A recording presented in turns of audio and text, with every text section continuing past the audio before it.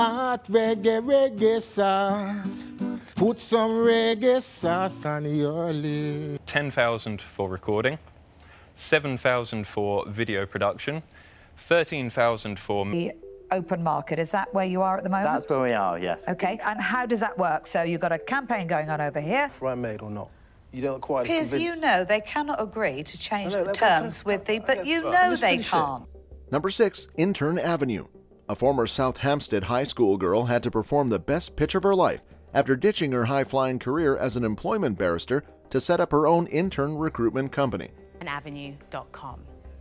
It's an online platform which is going to revolutionise the way that £1,000 today for 10% of my company, and I'm really excited to tell you about this opportunity by the candidates with the qualities and skills that you're looking for.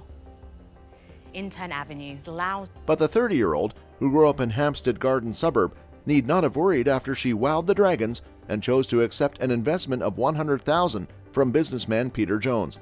Intern Avenue is an online meeting place where students and graduates can be matched directly with suitable employers. Prospective interns create profiles that employers can find to find out the skills of each individual.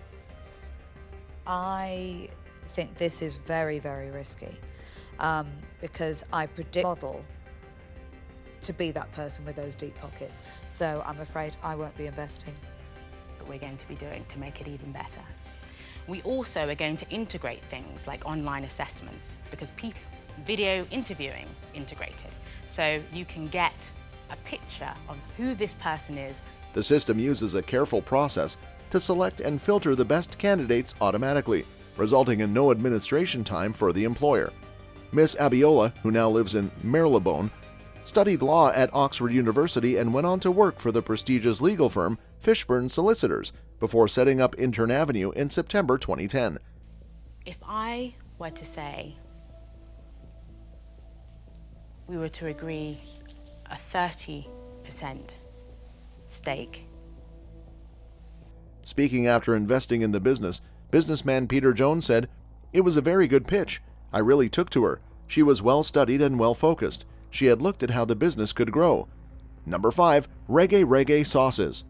Back in 2007, reggae singer and chef Levi Roots pitched his spicy reggae sauce to the Dragons and successfully managed to secure £50,000 to manufacture his product. For $50,000 for 20% in my reggae sauce.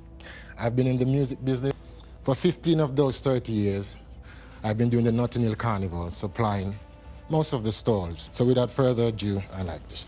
Make you have a look. Right, the sauce. What is the sauce?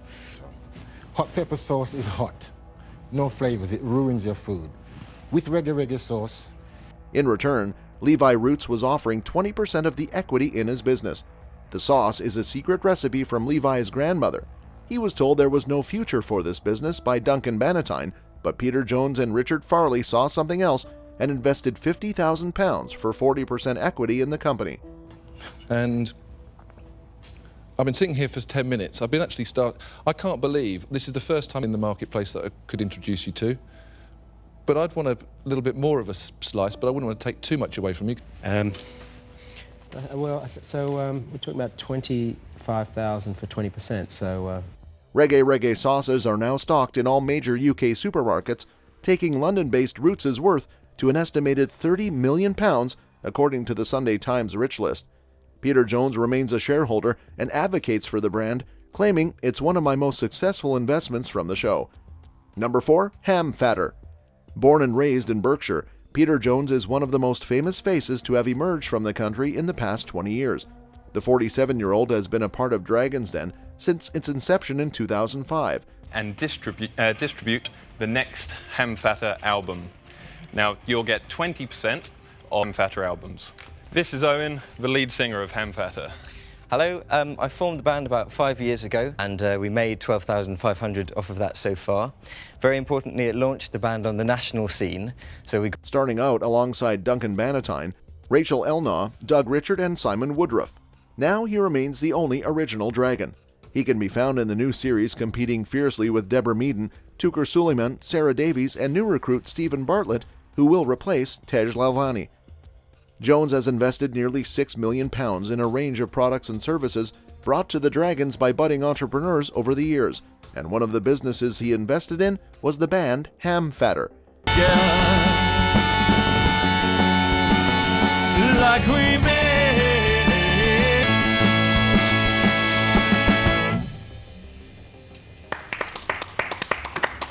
An estimated 3.4 million people tuned in to watch the brass-fueled pop band Ham Fatter perform for the Dragon's Den program. The band made the unusual decision to take part in a successful attempt to raise £75,000 for their career without a record deal. Would it be out of the question to bring Peter in on the deal? I'm going to say no.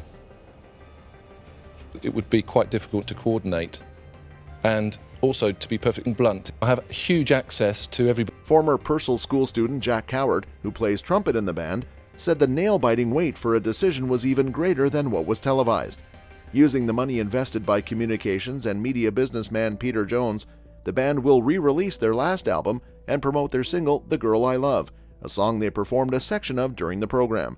He said he hoped the band's way of getting money and fame would prove inspirational to other musicians. This was definitely one of the largest funds a band ever got on the show. Number 3, Just Lend. Peer-to-peer lending platform Just Lend has won £100,000 investment on the BBC's Dragon's Den after two entrepreneurs made offers to Chief Executive Craig Smith. I am seeking £100,000 for 2% of my business.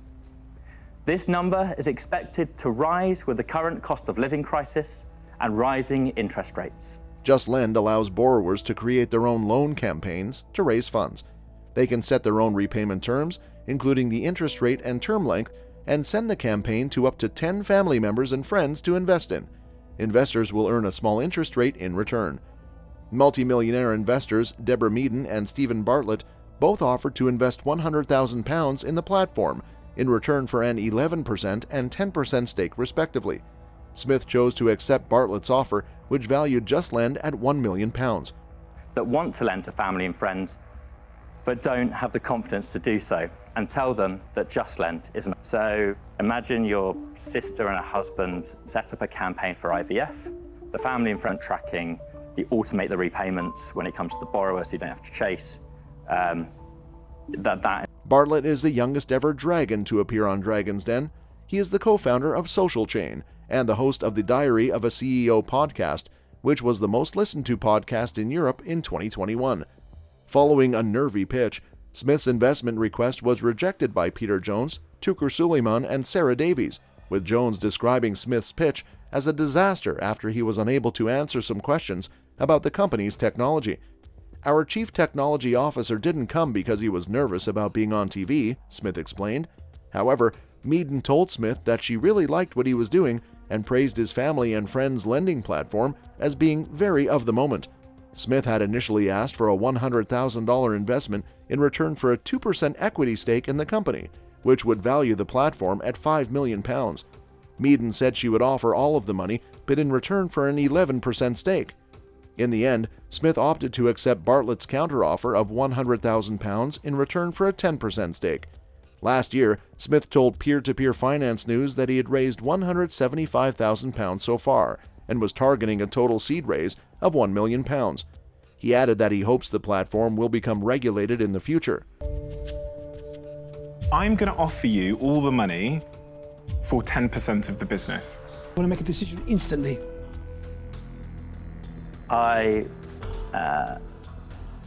But no thank you, and I'd like to accept your offer.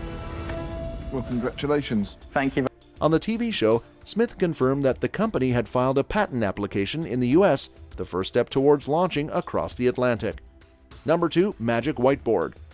Found by Worcester husband and wife team Neil and Laura Westwood back in 2006, Magic Whiteboard is basically a roll of A1 whiteboard sheets that will stick on anything thanks to static. It contains 25 perforated sheets. It's 20 meters in length, and you can see you write on it like a traditional whiteboard, and it erases in exactly. It is now stocked in all major office supply stores with a global customer base.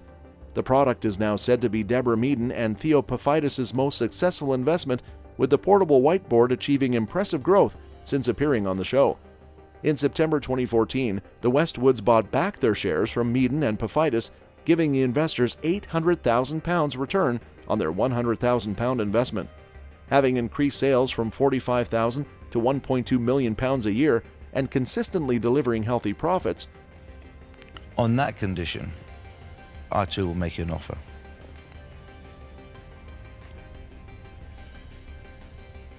There is some added benefits having Deborah go down to 20% for 50,000, and Deborah has the other 20% for 50,000. The founders decided to ask Theo and Deborah to sell back their shares.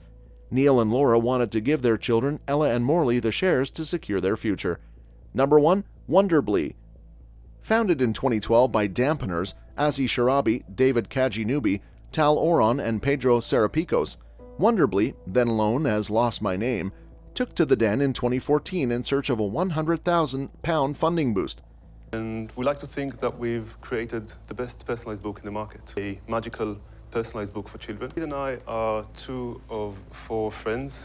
We've taken the idea of a children's personalized book to a completely new level. During the pitch, the Dragons were impressed by the rapid growth that the business had experienced so far, having scaled by an eye-watering 2,000% between October and November of 2013. But it was tech lover and fellow father Piers Linney who was won over by the business, so much so that he broke records by investing all of the requested money for just 4% equity, the best equity deal in the history of Dragon's Den. No, if you don't think you can deliver that, there's no point in wasting my time. If you think you can, there's a potential and you're interested, then maybe there's a... I accept your offer subject to our... And it seems that this bold move paid off. Known for its beautiful illustrations, fun stories, and intricate personalization, Wonderbly has now sold over 2 million books in countries all over the world. That's all for today's video. See you next time.